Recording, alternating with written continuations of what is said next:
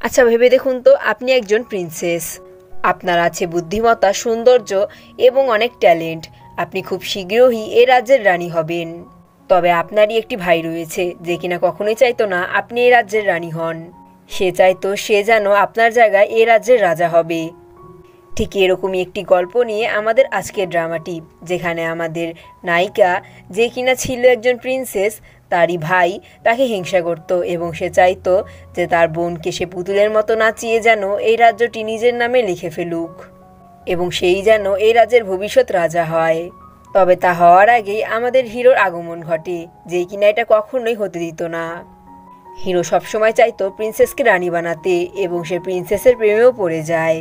গল্পটি অনেক বেশি মজাদার, ইন্টারেস্টিং, সাথে অনেক রোমান্টিক। আশা করি গল্পের স্টোরি আপনাদের অনেক বেশি ভালো লাগবে।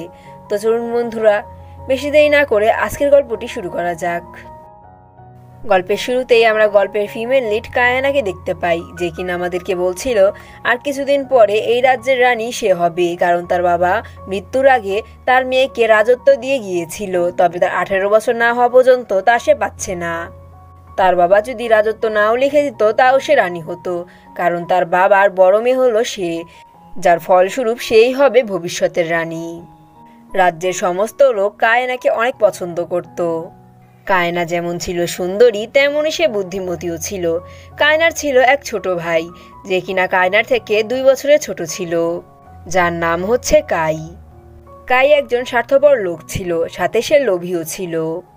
তার বাবা যে তার বোনকে এই রাজত্ব দিয়ে গিয়েছে তা সে কখনোই ভুলতে পারেনি। সে চায় এই রাজত্ব যেন সেই পাক। এদিকে কায়নার একটি ইভেন্টের ডাক পড়ে, যার জন্য কায়না সেখানে চলে যায়। কায়নার এরকম ব্যবহার দেখে সবাই তার উপর ইমপ্রেস হয়।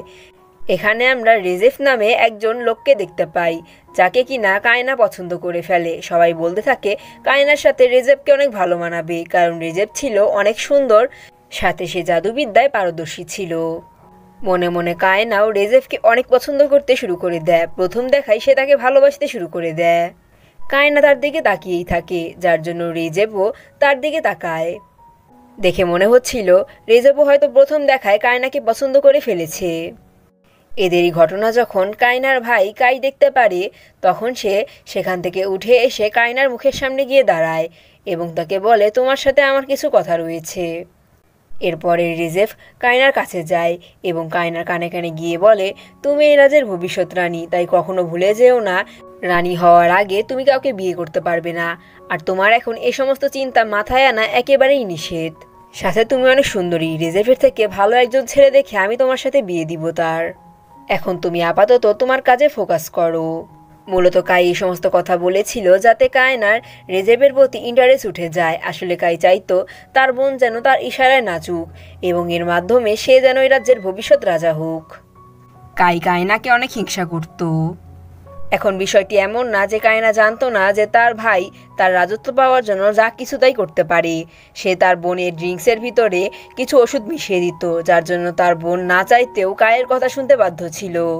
কায়না এই সমস্ত কিছুর কাছ থেকে মুক্তি যেত, যার জন্য সে সিদ্ধান্ত নেয় সে কায়েফের সাথে ভালোবাসার অভিনয় করবে। তবে সে জানতো না যে সে কায়েফকে পছন্দ করতে শুরু করে দিয়েছে, কারণ কায়েফ অনেক বড় ম্যাজিশিয়ান ছিল এবং সে অনেক বড় রাজ্যের একজন প্রিন্স ছিল। সেও তার মতো কিছুদিন পরে রাজ্য দখল করবে, মানে সে রাজ্যের রাজা হবে।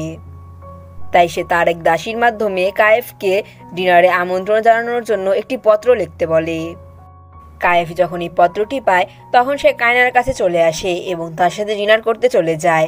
কায়না তাকে বলে তাকে সে অনেক পছন্দ করে, সে চায় সে যেন তাকে সাহায্য করুক। কায়না এখানে তাকে বলে তার ভাই কী করে তার কাছ থেকে রাজত্ব কেড়ে নিতে চায়।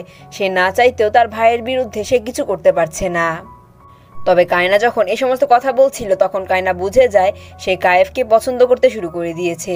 কায়েফের মাধ্যমে আমরা বুঝতে পারি কায়েফও কায়নাকে অনেক পছন্দ করত। সে কায়নাকে বলে সে তাকে অবশ্যই সাহায্য করবে। কায়েফ কায়না যখন উঠে তখন কায়না পড়ে যেতে চায়, যার জন্য কায়েফ তাকে বাঁচিয়ে ফেলে। কায়েফ কায়নাকে বলে, যখন থেকে আমি তোমাকে দেখেছি তখন থেকে আমার মনে তোমার প্রতি একটি ফিলিংস জন্মাতে তৈরি হয়ে গিয়েছে, যা কখনোই আমি কোনো নারীর প্রতি পাইনি। সাধারণত আমার কোনো নারীর স্পর্শ পছন্দ না, তবে তোমার স্পর্শ যেন আমার হৃদয়কে ছেদ করে। কায়না কায়েফকে বলে, আমিও যখন তোমাকে প্রথম দেখেছি তখন থেকে আমি তোমাকে পছন্দ করতে শুরু করে দিয়েছি। আমি তো প্রথমে চেয়েছিলাম তোমার সাথে ভালোবাসার অভিনয় করতে, তবে তোমার সাথে কথা বলে আমার মনে হয়েছে তুমি একমাত্র ব্যক্তি যে কিনা আমাকে পাওয়ার যোগ্য। কায়েফ কায়নাকে প্রতিজ্ঞা করে যখন সে রাজ্যের রাজা হবে তখন সে তাকে বিয়ে করবে। কায়না তাকে প্রতিজ্ঞা করে সেও যখন রাজ্যের রানী হবে তখন সে তাকে বিয়ে করবে। এরপরে কায়েফ কায়নার হাতে কিস করে। এর ঠিক কিছুদিন পরে কায়নাকে অফিসিয়ালি রাজ্যের রানী হিসেবে ঘোষণা করা হয়। কায়না সবার সামনে রাজ্যের রানী হয়ে যায়।